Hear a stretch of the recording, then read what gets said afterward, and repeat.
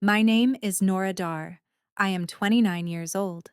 And tonight, as champagne flutes clink under the strung lights of my parents' backyard in Trenton, New Jersey, the state capital's humid summer air thick with grilled corn and laughter from aunts, uncles, and old bakery suppliers, my dad stands at the makeshift podium by the fire pit, his voice booming over the crowd gathered for his and Mom's 30th wedding anniversary bash.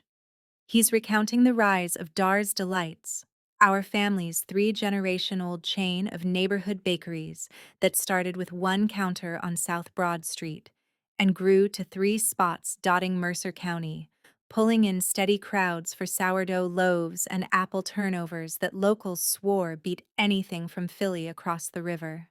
But then he pivots, eyes gleaming as he pulls out a brass key fob engraved with the business logo, dangling it toward my older brother Quinn like it's the Holy Grail.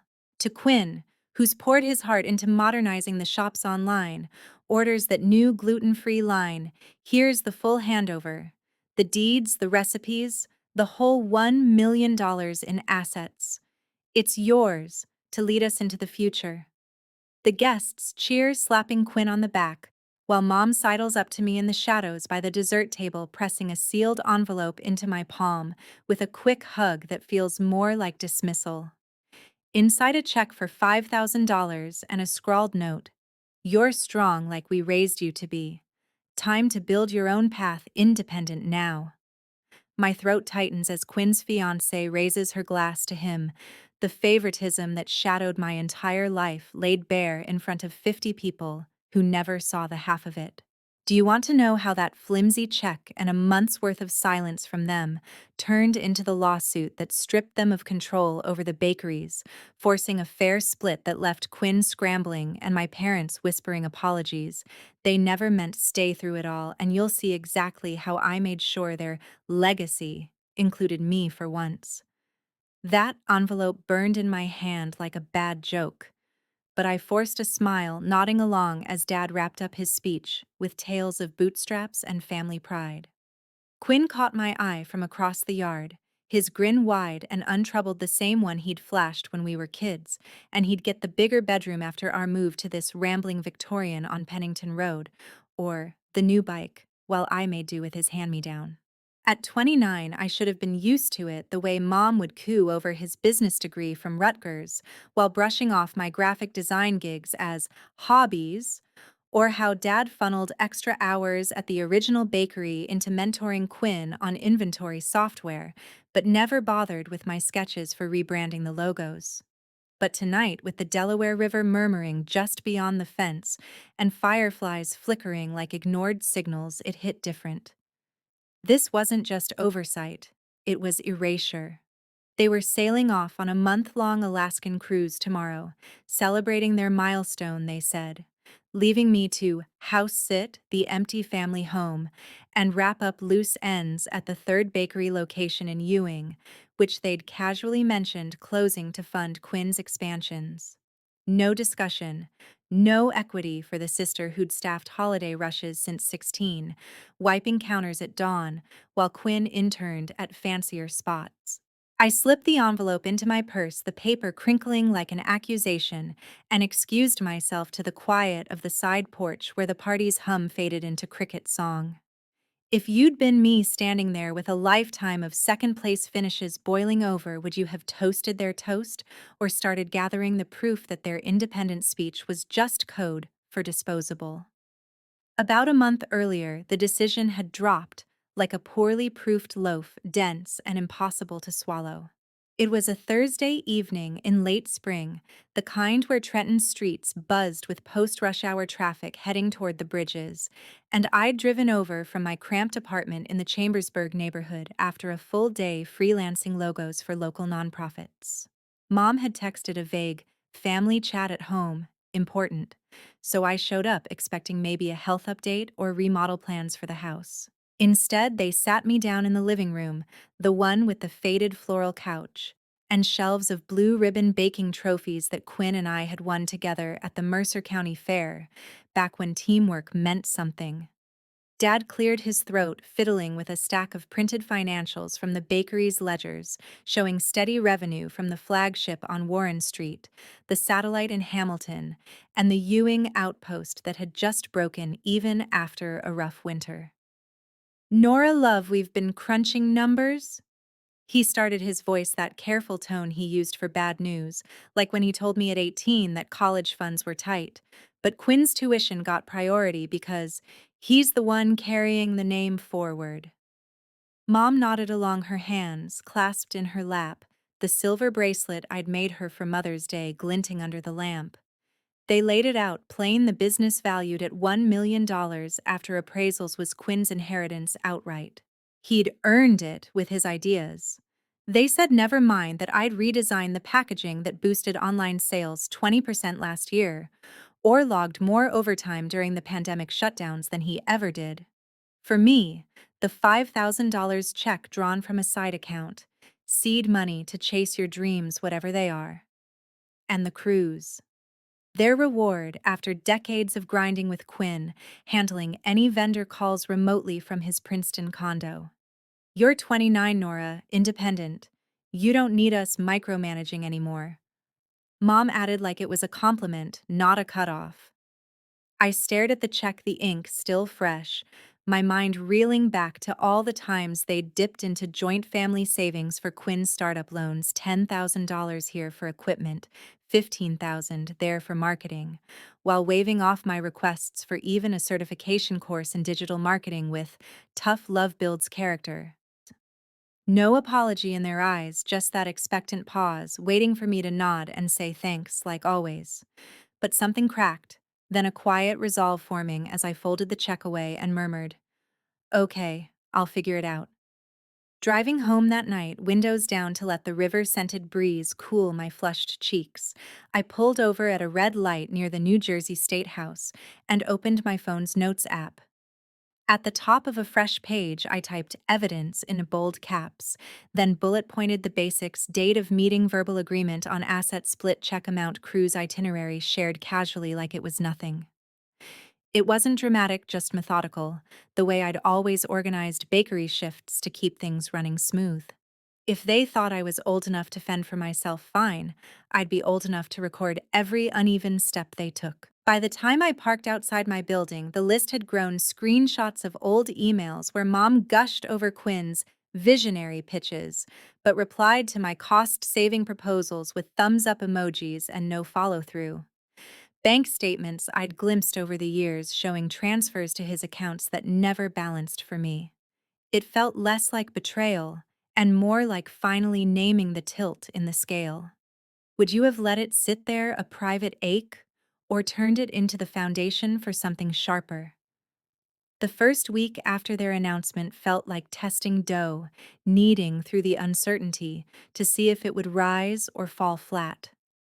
They boarded the cruise ship out of New York Harbor that Saturday, waving from the deck in matching visors via a grainy video call where Dad joked about spotting whales and Mom promised to text pastry pics from Juneau. Hold down the fort at the Ewing shop, Nora Quinn swamped with the handover paperwork, she said, as if closing a location solo was a favor, not a dump. I drove out there Sunday morning, the 20-minute haul from Trenton past strip malls and the old Roebling Wireworks ruins, arriving to find the place. Half-packed shelves cleared of mixers, a closing sale sign I'd lettered myself taped crookedly in the window. The $5,000 sat in my checking account, a mocking buffer against rent due in 2 weeks, and my freelance pipeline drier than stale baguettes after a client ghosted mid-project. I made it stretch like a pro coffee from the corner bodega, instead of the drive-through ramen nights padded with frozen veggies from the discount aisle at ShopRite. Told myself it was temporary, a challenge to prove I didn't need their scraps. But by Wednesday, the math soured. Utilities on the shop clocked at $800, unpaid vendors circling for final invoices totaling $3,000 more than the check covered. I texted Mom a neutral update: Ewing's on track, need vendor pay deets, and got a cruise emoji heart back. No numbers attached. Quinn radio silenced me too, his last message a breezy, Congrats on the fresh start, sis. With a fist bump gif. Alone in the emptying bakery, flour dust motes dancing in the slanted light from the front window overlooking the quiet Ewing strip. I pulled out my laptop and started a private folder, DAR Legacy Files. Scanned the check stub, logged the texts. Photographed the ledgers Dad had left behind, pages showing how bakery profits had funneled disproportionately to Quinn's Innovations account, a slush fund I'd never touched. It wasn't just money. It was pattern years of me absorbing the overflow so he could shine. Hunger gnawed differently now, not for food, but for equity, the kind that said my labor counted too. I even fired up the voice memo app, speaking low into it, while boxing up the last of the rolling pins. Week 1, left to close. Ewing, alone. $5,000 total support, no access to full books. If this unravels, it's not my mismanagement, it's theirs. Part of me hoped they'd check in properly when ports allowed signal. Another braced for the silence to stretch, turning their vacation into my unintended audit. If you'd been staring at those unbalanced sheets, stomach knotted over bills stacking like unsold loaves, would you have called, begging, or kept building the case that could upend their tidy handover?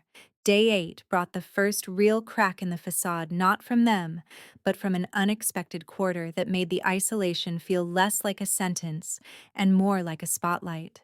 I'd spent the morning at the Ewing shop sweat sticking my tank top as I hauled display cases to a rental truck, the air heavy with the ghost scent of cinnamon from ovens long cooled. My phone buzzed mid-lift, not a cruise ping, but an email from Sella Quill, the family therapist I'd started seeing 6 months back after a blow-up at Thanksgiving where Mom, jokingly, compared my wanderlust career to Quinn's stability. Sella's practice was tucked in a converted row house downtown, all soft lamps and chamomile tea, where I'd unloaded how the bakery shifts felt like unpaid therapy for their golden child dynamic. Her subject line read, "Checking in, heard about the announcement." Turns out, Mom had vented to her pre-cruise about tough choices for Nora's growth, spilling enough for Sella to connect dots. We met that afternoon at a neutral spot, Tito's Riverside Cafe by the Delaware, where the lunch rush had ebbed and the river view offered a calm counter to my churning gut. Over turkey clubs that tasted like cardboard, I showed her the folder on my phone. The check photo text logs, a rough timeline of bakery contributions I'd tallied late nights. My 2,000 hours logged over 5 years versus Quinn's sporadic weekends. Sella's eyes sharpened behind her glasses, not with pity, but that clinical focus she'd honed from years mediating sibling rivalries in Trenton families fractured by old trades. This isn't growth, Nora, it's divestment, emotional and financial. Have you considered documenting for legal recourse?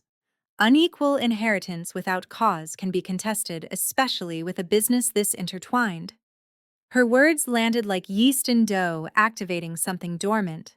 She wasn't family, but in that moment, with the waiter refilling our waters and a barge chugging past on the water, she became the first adult who'd named it without qualifiers. I admitted the voice memos, the evidence drive starting to swell with pulled county records on the property deeds.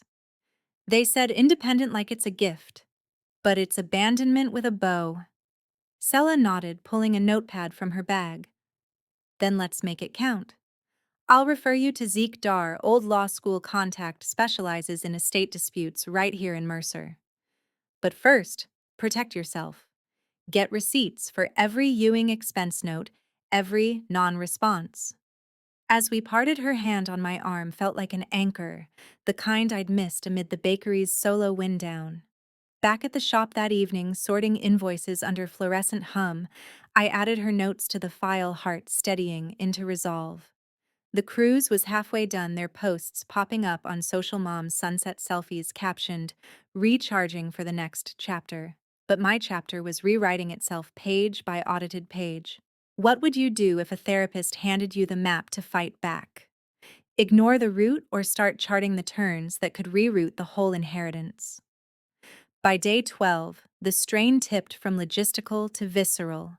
the $5,000 evaporating faster than morning dew on a hot Trenton sidewalk.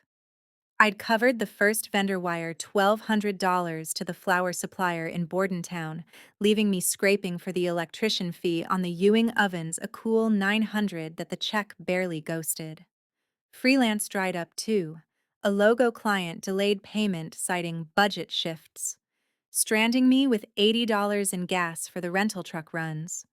Nights blurred into survival mode, couch surfing at my place to save on utilities' microwaved beans for dinners that echoed the empty shop's quiet.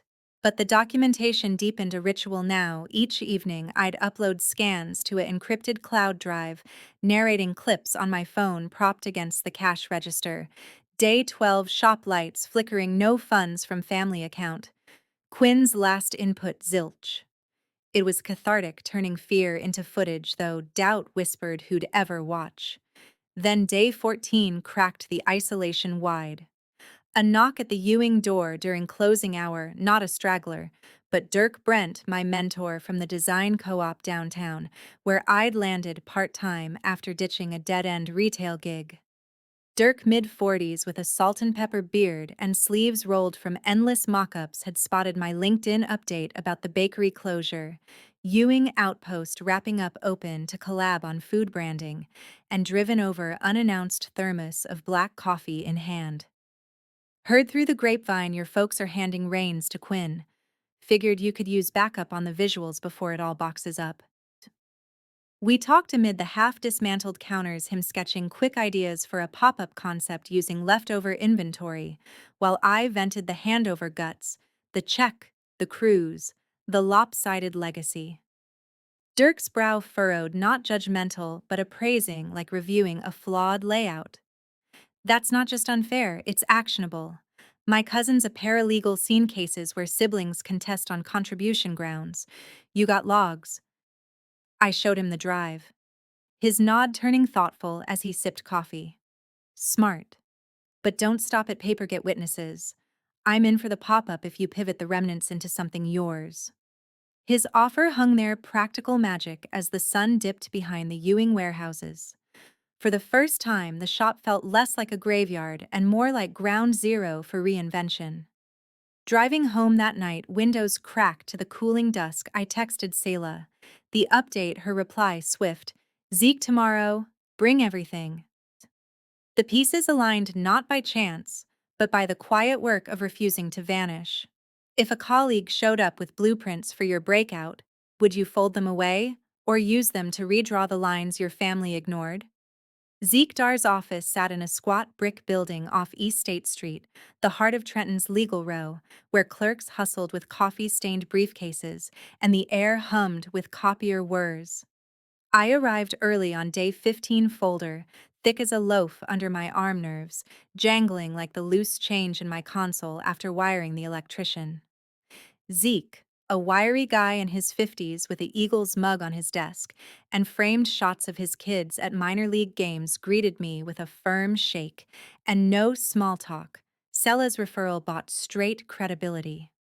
Over weak vending machine brew, I spilled the sequence, the spring meeting the check as Independence Fund.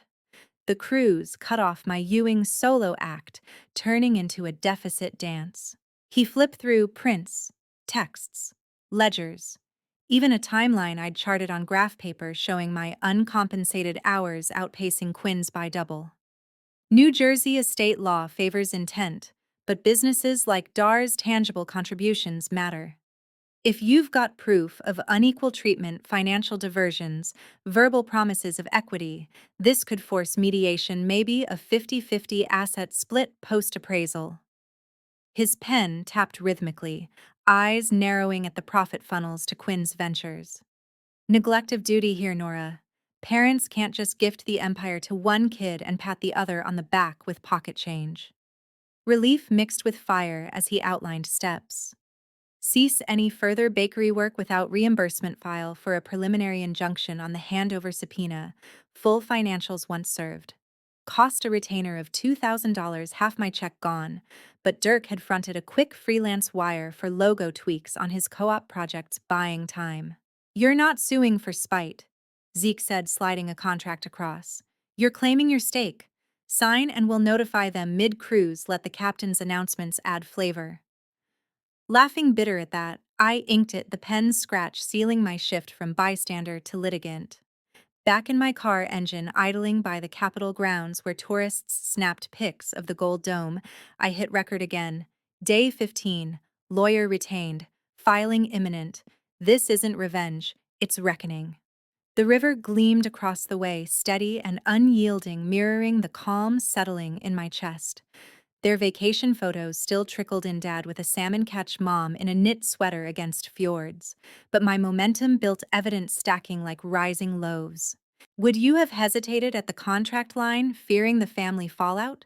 Or signed, knowing it was the only way to balance a scale tipped since birth? The filing hit like a rogue wave on their cruise, but the ripples started sooner, on day 18, when a new voice entered the current, Damon Lauren Quinn's closest college buddy, and now his venture consultant, the twist I never saw baked in. I'd known Damon peripherally, the affable type at holiday parties, with craft beer stories and a laugh that filled rooms, always orbiting Quinn's glow without stealing it. His call came while I inventoried the Ewing Remnants flour sacks, a half case of vanilla extract, my phone lighting up with his Philly area code. Nora Damon. Quinn's mentioned. Well, everything. Look, I'm not calling to defend the handover, but off record, he's in over his head with the expansions. Overpromised suppliers, underdelivered on that gluten-free pivot, losses stacking at $15,000 already. His tone was low, conspiratorial, like sharing contraband recipes. Turned out Damon had crunched Quinn's projections pre-cruise and spotted red flags, inflated sales forecasts to woo dad's buy-in, skimmed bakery funds for personal gear, like a pro mixing station for his home setup. Your folks think it's golden, but I pulled the prelims. If this lawsuit drops now, it exposes the house of cards. Thought you deserved the heads-up, fair, right? Stunned, I paced the emptying shop, the call dropping bombs amid the dust emails he'd forwarded anonymously showing Quinn's diversions. A whistleblower's edge born from Damon tiring of covering for a friend who'd started seeing him as expendable. I'm out after this, he admitted. But use it. Make them see the full picture. Hanging up, I forwarded it straight to Zeke, who whistled low over speaker. This changes leverage fraud adjacent if proven. We'll amend the complaint. The intel fueled a late-night session at my apartment, cross-referencing Damon's docs with my evidence pile, uncovering how Quinn's innovations had drained the Ewing location, specifically justifying its strategic close while padding his inheritance. It wasn't just favoritism. It was folly, their blind trust enabling it. By dawn, the amended filing drafted, I crashed hard, dreaming of balanced scales. Their crews had 1 week left, ports calling them homeward, but my case was seaworthy, now sails full. If an insider flipped with dirt on your siblings' schemes, would you bury it to preserve peace, or weaponize it to demand the equity? Long denied. Day 22 marked the shift from preparation to pursuit, Zeke's office buzzing as we served the paper's certified mail to the cruise line for mid-Pacific delivery, copies emailed to Quinn's condo for good measure. I'd driven into Trenton proper that morning, past the familiar landmarks. The iron bridges spanning the Delaware, the state complex where lawmakers debated budgets, bigger than our bakeries ever dreamed. His paralegal confirmed receipt by noon. Captain's briefing interrupted brunch, and by evening the fallout trickled in fragments. Mom's first text pinged while I met Dirk at the co-op for pop-up planning. Nora, what is this? Zeke Dar on vacation call now. I let it sit, forwarding to Zeke instead, who advised radio silence till stateside. Quinn followed with a voicemail, voice edged sharp.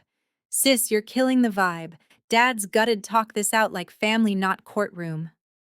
But Damon's tip had hardened me. I replied, text only. Family talks equity. See the attachments. The next days blurred into a holding pattern laced with small wins. Dirk's Co-op greenlit my pop-up stall at the Trenton Farmers Market using Ewing leftovers for artisan loaves, branded Nora's Rise, pulling in $200 opening weekend from locals nostalgic for the Dar name, sans the drama. Selah looped in virtually our session via video from her office. Boundaries now mean no unearned access. You're grieving the myth of fairness, let the law handle the facts. Her words steadied as Crew's dispatches escalated Dad's email pleading, misunderstanding always meant shares for you. Mom's voicemails cracking with, we raised you better than lawsuits. But the evidence spoke louder. Zeke prepping exhibits. My logs, Damon's leaks appraisals, pegging my contributions at 30% value add. Day 25. They docked in Seattle, flying standby back early. The prodigal return flipped. I prepped at Zeke's folder, fortified heart a drumbeat of anticipation. Their plane touched Wheels of Fortune at Newark by dusk. Mine waited in Trenton's legal undercurrents, ready to surface.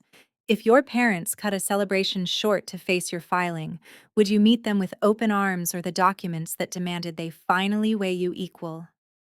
They landed back in Jersey late on day 26, jet-lagged and frayed, but Zeke had orchestrated the sit-down for noon the next day at his conference room, neutral ground. No home field advantage for their anniversary glow. I arrived early, Dirk in tow as my witness for the pop-up collab, details Selah observing via proxy notes she'd reviewed. The space was stark. Long oak table windows overlooking East State traffic, a pitcher of ice water sweating condensation like unspoken regrets. Mom and Dad shuffled in 10 minutes late. Dad in rumpled khakis from the flight, Mom's eyes puffy behind sunglasses, Quinn trailing with his fiancé face thunderous. No hugs, just stiff nods as Zeke kicked off. We're here for preliminary mediation on the Dar's Delight's asset dispute. Nora seeks equitable division based on contributions. He slid the binder across tabs for financials, my timeline, the check stub mocking beside ledgers of Quinn's draws. Dad's color drained at the fraud-adjacent pages from Damon, now corroborated by subpoenaed bank pulls Zeke had fast-tracked. This can't be right. Quinn, explain. Quinn stammered, fiancé, squeezing his hand, but the numbers lied for no one. $15,000, rerouted projections fudged to inflate his vision. Mom turned to me, voice small. Nora, we thought you wanted freedom. The check was to launch you, not this. I met her gaze, folder open to my voice clip transcripts, days of solo Ewing hunger for fairness. Freedom's not scraps while you gift him the millstone. I staffed those shops, Mom. Redesigned the brand that kept us afloat. $5,000 doesn't buy independence. It buys silence, and I'm done paying. Dirk chimed, measured. Her pop-up's already turning profit on your recipes, proof she's capable without the handicap. Selah's prepped statement read by Zeke hit emotional veins. Chronic favoritism erodes trust. This seeks restoration, not ruin. Quinn snapped then. You're jealous, Nora. Always have been. Dad built this for legacy, not your side hustles. But Zeke tapped Damon's exhibit. Legacy includes solvency. Your mismanagement risks it all. Court sees fraud. It's not just split. It's clawback. The room thickened. Dad slumping as Mom whispered, we didn't know, tears tracing mascara. No yelling, just the weight of exhibits stacking consequence. By adjournment, they'd agreed to appraisal and 50-50 provisional shares, Quinn's handover frozen pending full audit. Walking out into Trenton's midday bustle, sun glinting off Capitol spires, I felt the scales tip, not triumph, but tether. Their choices had charted this. My evidence just followed the map. If you sat across from parents unraveling over your proof, would you offer mercy mid-mediation or hold the line till justice leavened the whole? The weeks post-mediation unfolded like proofing dough, slow rise laced with aftershocks, but mine toward solidity, while theirs sagged under scrutiny. Appraisers swarmed the bakeries by day 28, valuing Dar's delights at $1.2 million after adjustments for Quinn's overreach. My contributions etched in reports as key to recent stabilizations. Zeke pushed the amended settlement half assets to me outright, $600,000 in deeds and cash, plus retro pay for Ewing hours at $20 an hour, totaling $40,000 more. Quinn's share halved his expansions gutted to basics, forcing him to refund diverted funds or face personal liability. Damon Lorne vanished post-tip last I heard, quitting Quinn's circle for a straight gig in Philly, consulting his flip, the quiet catalyst that turned whispers to writ. Mom and Dad, the crew's glow faded fast. Dad took early retirement from the flagship counter, manning it sporadically now under joint oversight, his toasts replaced by terse board calls where my vote equaled theirs. Mom tried bridge building flowers delivered to my apartment, voicemails layered with, "We see now counseling for us." But Sella advised distance, her sessions shifting to my empowerment. Forgiveness is yours, not owed. I held the boundary responses polite but sparse. No visits to the house where anniversary echoes lingered. Dirk's Co-op evolved my pop-up into a full micro-bakery lease on South Broad, Rise and Dar, pulling crowds with fusion twists, lavender scones inspired by Jersey Farms, branding my designs stamped fresh. Revenue hit $3,000 month. One freelancer circling for collabs. The $5,000 check reframed as my seed, not shackle. Trenton rooted me deeper. Farmers market nods from old customers, river runs, clearing headspace, a network beyond blood. Quinn he scraped by, fiancé bailing after the audit, dust up his legacy, a cautionary pivot to honest management under my watchful cosigns. No jail, no empire crash, but the automatic trust shattered, supervised decisions now their golden child tarnished. By fall, as leaves turned along the Delaware, I'd sold my Chambersburg lease for a spot nearer the flagship files archived, but scars scabbed to strength. Their messages tapered pleas for holidays unmet. I chose gatherings with Dirk's crew, Sella's referrals weaving chosen kin. The reckoning wasn't erasure, it was elevation, me rising above the tilt.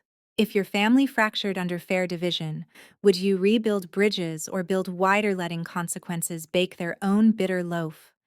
Looking back from this quieter Trenton autumn, with my bakery's ovens humming steady, and the river's flow a constant reminder of currents shifted, I see the arc clear. What started as a crumpled check in an anniversary shadow became the fulcrum, flipping decades of dimming. Parents who toasted one child's crown while handing the other crumbs learned actions echo in courts and coffers, not just cruises. Quinn chastened shares, counters now without command. Mom and Dad navigate mediation mandated therapy, their independence lectures, retired to regret. Me? I've cut the cords clean, no emergency dips into my ledgers, no guilt trips over blood ties that bound too tight. Boundaries aren't walls, they're windows to lives unskewed. Don't let favoritism's fog blind you to your worth. Document demand detach when they won't divide equal. Thanks for riding this rise with me. If a lopsided legacy ever tilted your table, drop your story below. What boundary did you bake first?